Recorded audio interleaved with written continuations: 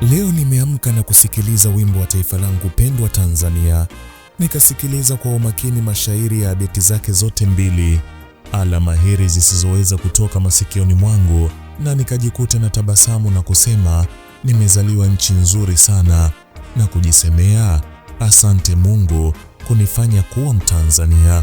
Nimepata moyo wa kusema na vijana wenzangu kwa kuwaambia, taifa zuri ni lile ulilozaliwa na linalokuwakilisha.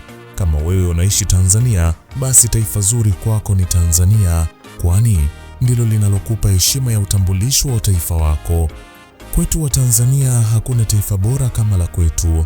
Mkataa kwao mtumwa. Waswahili wanasema, Tanzania yetu ni nzuri kwa kila kitu. Anayelisema vibaya taifa lake nje, anatakiwa kuulizwa.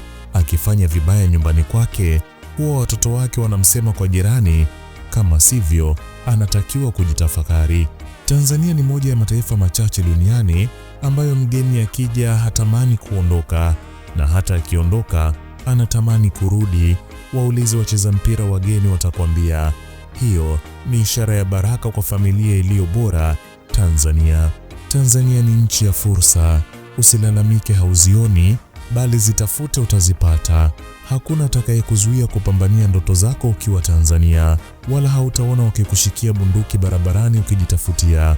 Tanzania ni eneo la amani. Sifa njema hutunzwa na Watanzania wenyewe.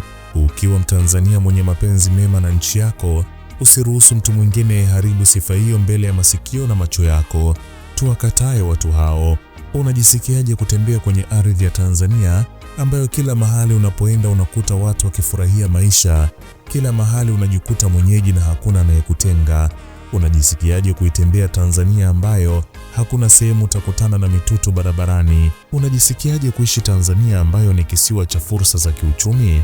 Jibu litabaki kuwa kuishi Tanzania ni baraka, na Tanzania itabaki kuwa taifa la Mungu. Asante Mungu kunifanya kuwa Mtanzania.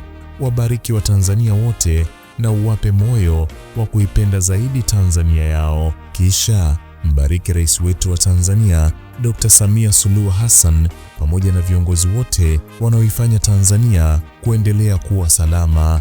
Amen.